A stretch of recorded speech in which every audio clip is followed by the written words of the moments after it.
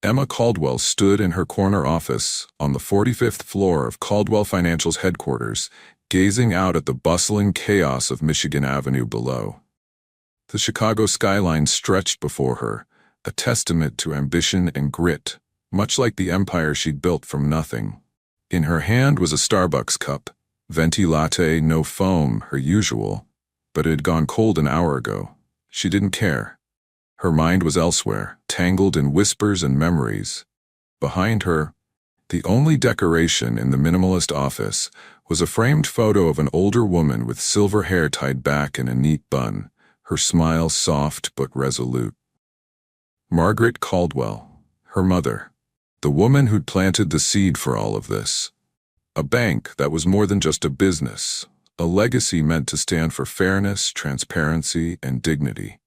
Emma had spent decades climbing from a lowly credit clerk to the CEO of one of the Midwest's most respected financial institutions. She'd done it for herself, yes, but also for Margaret, whose quiet strength had carried their family through lean years. Lately, though, the pride Emma felt in Caldwell Financial had started to crack.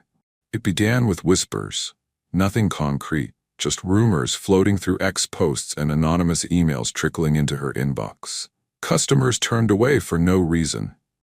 Tellers favoring sharply dressed businessmen over working moms in sweatshirts.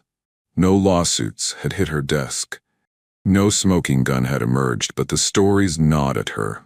They reminded her of something she'd buried deep, something she'd sworn she'd never let happen under her watch. 30 years ago, when Emma was 15, her mother had walked into a small-town bank in rural Illinois to withdraw $200 from their meager savings account. Margaret had worn a threadbare coat and scuffed shoes, her hands clutching a canvas grocery bag. The teller, a young woman with a pinched face and a superiority complex, had demanded 3 forms of ID, despite the account being fully verified.